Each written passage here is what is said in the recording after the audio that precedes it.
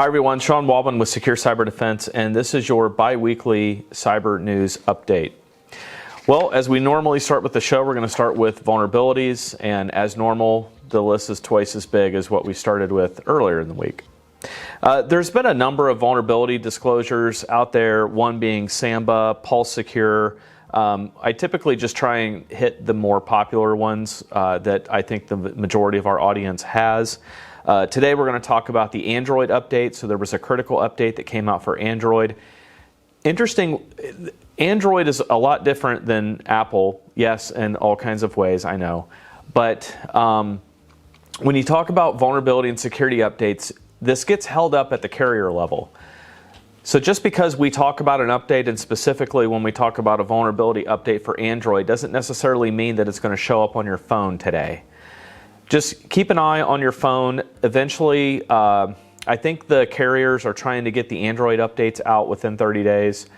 So just keep an eye on your devices, and eventually you should see an update screen come up saying that there's an update ready for your phone.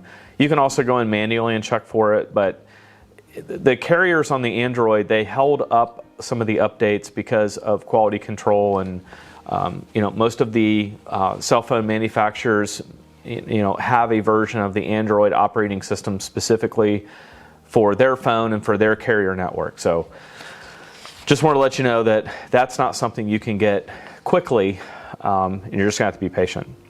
Apple has a number of out-of-band 0-day critical updates. I think there's 4 of them. And it was basically for just about any Mac device. So watches, phones, just go out to the Apple Update. Go out to Apple Update, and those updates should be available to you. Dell has also disclosed that they've fixed a vulnerability that apparently was there for 12 years. So if you have any Dell devices and you have the system update software with Dell, go out and hop out and get the updates for your Dell. Firefox released some vulnerabilities today. If you're using the Mozilla Firefox browser, those vulnerabilities are fixed and available in a patch, as well as VMware's vRealize Business for Cloud. That has also come out with a vulnerability today, and that is available via a patch. So let's talk about some cyber news. So a recently created task force called the Ransomware Task Force published a really detailed report. I haven't gone all the way through it, but I think the key thing to take away from this is also some notes that I took away from the new Homeland Security Secretary, that ransomware is a threat to national security. And that should totally change your philosophy on protection for your company just based on that. And the reason it's a threat to national security is because we've seen an increase in threat to OT environments, so industrial control systems, critical infrastructure like power and water, and we've also seen an attack on the healthcare system. So during a pandemic, hackers taking advantage of a pandemic, and potentially, there was a documented case of somebody potentially losing their life in Germany due to a ransomware attack that hit a hospital. So if you, we'll put a link to the report in the show notes on our blog, and I would just encourage you to go out and take a look at that. There's a number of action items. There is all kinds of stuff coming out.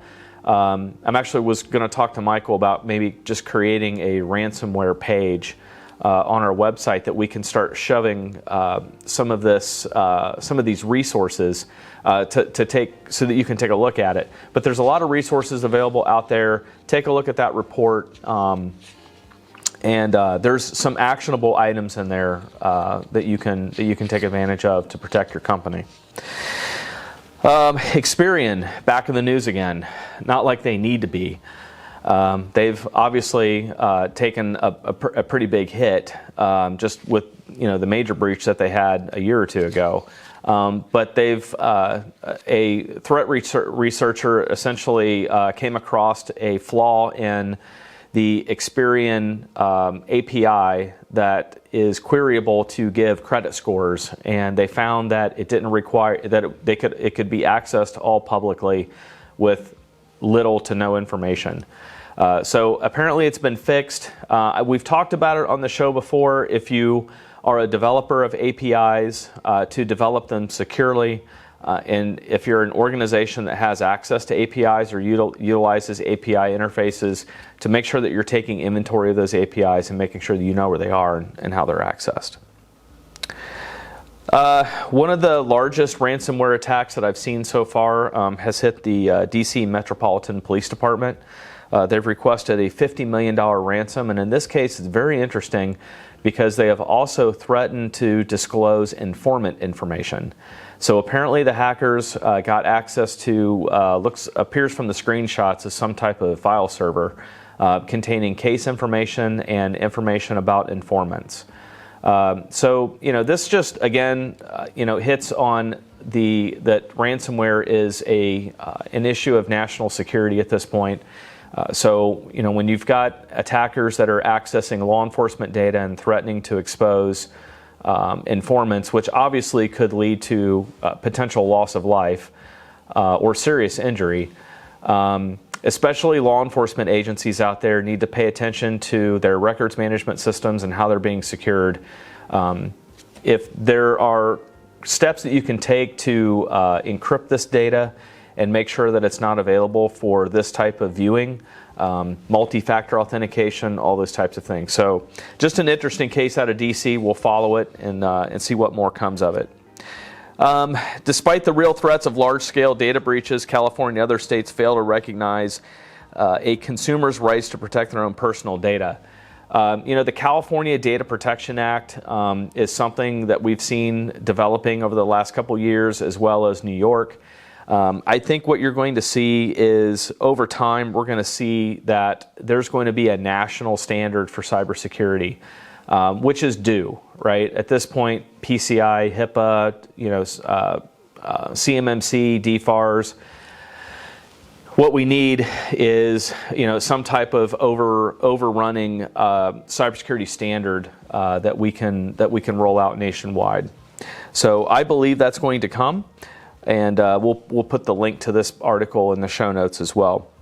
There was a report that came over from the U.S. Chamber of Commerce that 33% of middle market companies experienced a ransomware attack in 2020. 51% of these attacks were attributed to phishing and social engineering.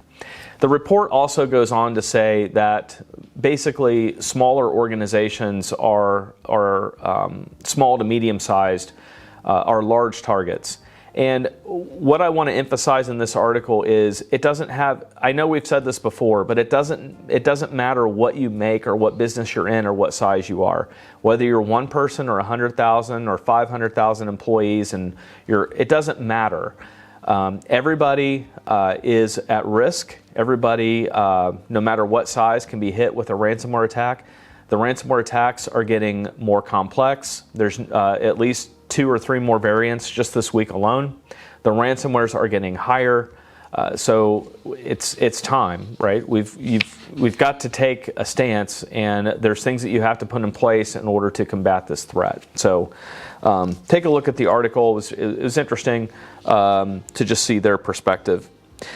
The Fortinet has recently, in their blog, posted some information about the growing ransomware threat and how IoT and OT devices are a threat. So federal law enforcement agencies are practically begging you to not negotiate with these guys. These are terrorists. The U.S. Department of Treasury and OFAC have issued statements saying, essentially, if you end up paying an organization and they find out that they were listed on the OFAC or they were a known terrorist organization, you could legitimately be funding terrorists. So take a look at that report. It's got a little bit more information in it about what you can do to protect yourself. But it was overall it was a great report, and Fortinet does a great job in providing information in their blog about cybersecurity trends. All right, so the term of the week, we're going for digital forensics. So digital forensics is the process of investigating and capturing critical evidence once a breach has been detected. We often get a lot of, sometimes we get some pushback on this because organizations don't necessarily want the digital forensics. They say that they just want to get back up and running, and I can appreciate that. However, without the digital forensics essentially means that we're taking images of devices so that we can look at them forensically offline. So we would take digital copies of hard drives and logs so that we can feed them in and eventually come up with a timeline that hopefully explains how long the threat actor has been in your environment, what directions they moved, what other devices they have accessed. Sometimes we get companies that call us and say that they've been hit 3-4 times with ransomware, and a lot of times it's because they didn't do the digital forensics piece. So they just take a sledgehammer to the issue, right, and just start restoring from backups, but never really truly understand what happened. And there's a lot that you can learn from digital forensics, right? I always explain, the who, what, when, where, why, and how, and that's a lot of what we get out of that. However, a lot depends on how your organization is set up from a logging standpoint. So if things aren't quite set up the way that they should be, somebody performing digital forensics may not be able to get as much information as they would necessarily like to get. So digital forensics is a critical piece to restoring and getting yourself back up and running. And I would just advise and encourage you to not skip the digital evidence piece because it's critically important. As far as Sean's soapbox, vulnerabilities are being taken advantage of at a much quicker pace. Companies have to dedicate the time and the resources to, one, not only figure out what vulnerabilities exist in your environment. Years ago, Secure Cyber Defense added vulnerability scanning to a lot of our services, and at that point it was more of a luxury, right, than it was a need. Well, fast forward 6 years, and vulnerability scanning is a requirement. It's critical. You have to understand and know where the vulnerabilities and the weaknesses are in your environment so that you can combat them. So I would just encourage you to enroll in some type of service or do some software like Rapid7 or Qualys or something in order to scan your networks so that you can figure out where your vulnerabilities are and what you need to do to take action against them. And the last thing I had as far as Secure Cyber Defense news, well, the intent was to show you two employees. One, we wanted to highlight Tony Zeringer is one of our Fortinet engineers, and he recently passed his CYSA+. So congratulations to Tony for that accomplishment. And then I was planning on showing you Chris Callan, who is our new network administrator. However, both of these gentlemen weren't available for taping. They're out doing what they do well.